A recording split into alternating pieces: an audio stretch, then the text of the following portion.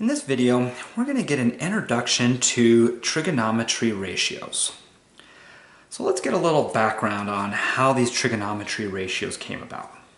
So let's say we have two right triangles. So here's our first triangle.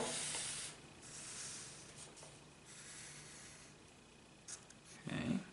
And for this triangle, we're going to say that this is 28 degrees. This side length is 8, and this side length is 15.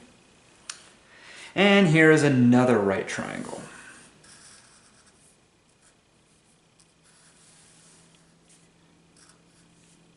And this is also 28 degrees. And this side length here is 4, and this one is 7.5. And so the first questions we're going to look at is, are these two triangles similar?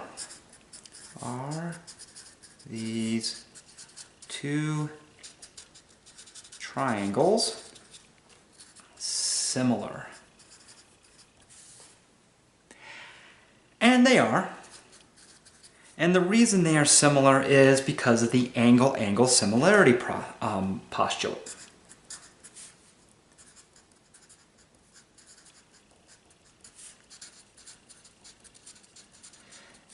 So going back to geometry, there's at one point in geometry you went over similar figures, and when you have two triangles that are similar, to show that they were similar, you know, there's a couple ways to do it.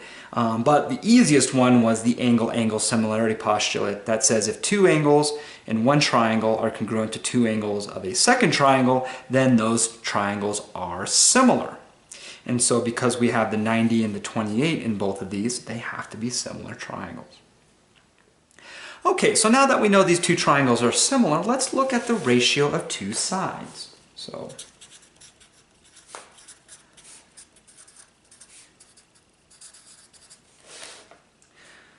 for this triangle here, let's look at the ratio of this side over this side. So you have to just pick two sides and create the ratio. So I'm going to use 8 over 15. All right, so let's go ahead and get out our calculator and figure out what is the decimal equivalent of that. So take 8 over 15, and we get approximately 0.5333, and so forth. All right, now let's look at the same ratio in our second triangle.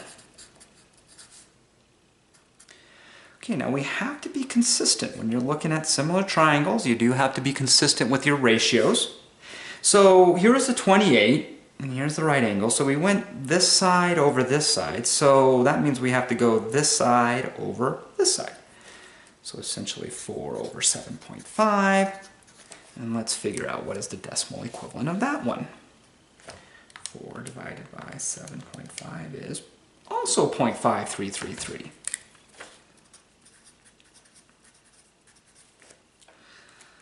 Okay, so does it make sense that when we took the ratio of this side to this side in these two triangles that we ended up with a decimal of 0.5333 for both of them?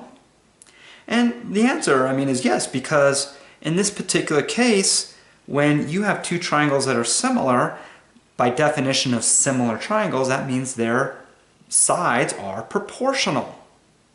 So that means the ratio of these two sides must be proportional to the ratio of these two sides. So early mathematicians kind of noted this, and they said, this is really interesting. If we get two right triangles and this acute angle is 28 degrees, it doesn't matter how big or small this triangle is, the ratio of this side over here to this side over here will always be 0.53333. So then came this question here. Well, what if we had this situation? What if we had this triangle?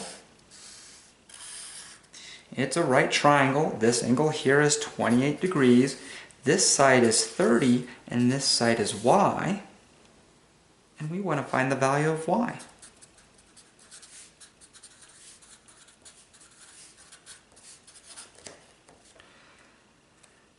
And so this question came about, well, if we know that this triangle has a ratio of 0.5333 and this one has a ratio of 0.5333, should the ratio of this side to this side also be 0.5333? And yes, the answer is yes, because these are similar triangles. So because these are similar triangles,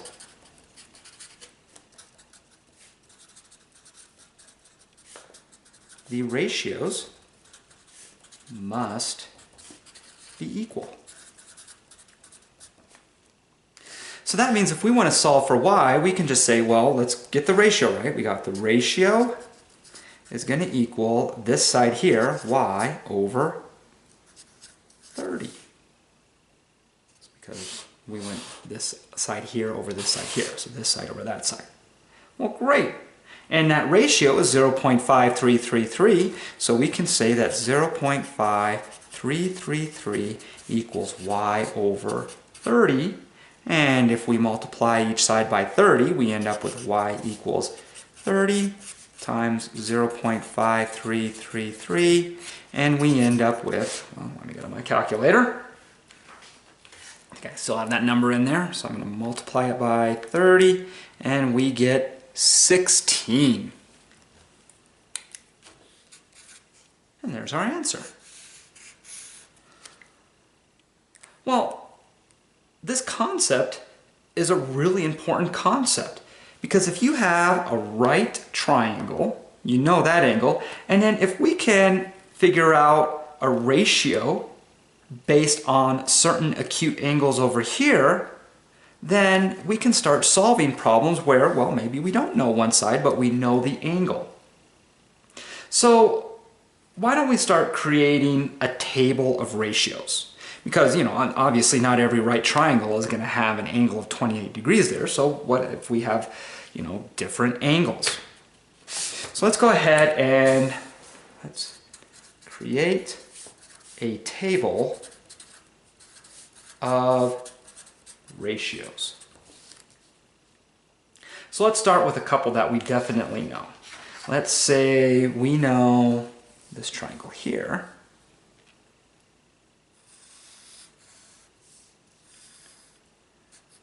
Let's see, let's say that's 30 degrees. So if that's 30 degrees and this is 1, then this would be the square root of 3. This is a 30, 60, 90 triangle.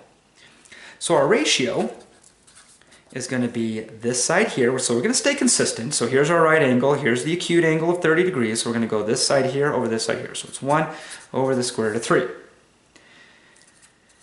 right, so let's get a decimal equivalent of that. So 1 divided by the square root of 3 gives us 0.5, 0.57735. Let's try another one. Let's try, this is 45 degrees, right angle. So if this side's 1, this side must be 1. That's easy enough, because the ratio is going to be 1 over 1, which is 1. Let's do one more. Let's say we have this triangle here. Let's say that's 60 degrees. So this is the square root of 3, this is 1. So our ratio is going to be, so remember it's this side over this side, so it's the square root of 3 over 1, which, well, that's the square root of 3. Is about 1.7321. Okay, so this is good. So now we have this table. So let's go ahead and create this table of ratios.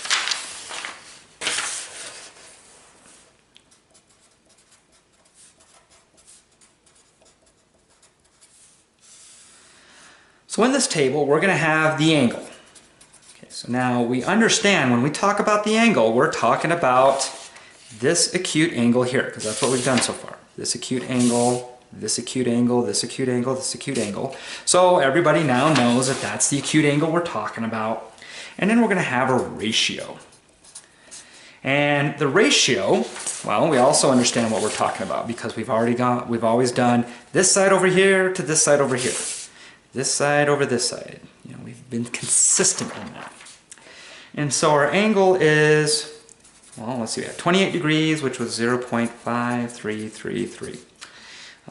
30 degrees, which was 0.57735.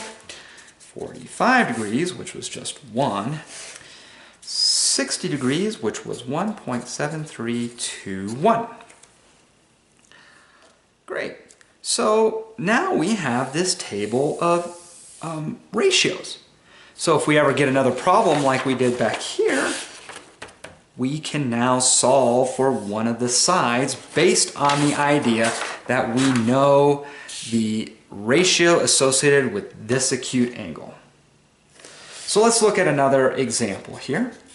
Let's say we have this situation here. Let's say this is this is H, and this is 52 degrees. And we want to find the value of H.